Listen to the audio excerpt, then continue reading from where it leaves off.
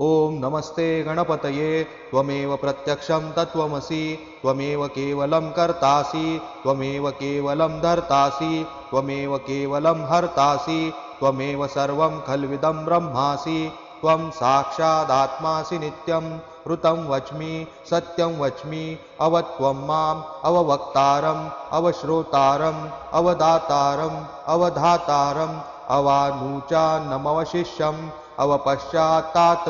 अवपुरस्तात् अवउत्तरात्तात् अवदक्षिणात्तात् अवचोद्वात्तात् अवाधरात्तात् सर्वतो मां पाहि पाहि समन्तात् त्वं वाङ्मयस्त्वं चिन्मयः त्वमानन्दमयस्त्वं ब्रह्ममयः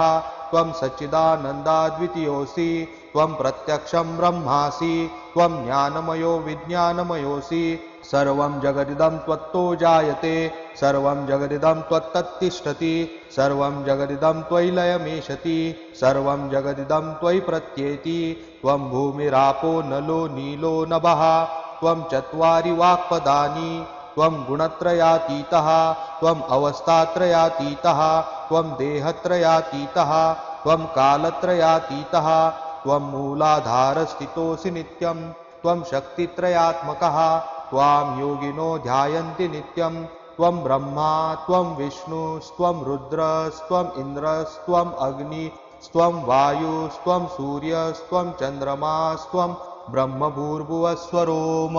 गणादिं पूर्व उच्चार्य वर्णादिं तदनन्तरम् अनुस्वारः परतरा अर्धेन्दुलसितं तारेण रुद्धम् एतत्तव मनुस्वरूपं गकारः पूर्वरूपम् अकारो मध्यमरूपम् अनुस्वारः शान्तिरूपं बिन्दुरुत्तररूपं नादः सन्धानं संहिता सन्धिः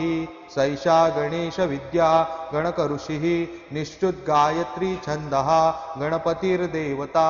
ॐ गं गणपतये नमः एकदन्ताय विद्महे वक्रतुण्डाय धीमहि तन्नो दन्तिः प्रचोदयात्।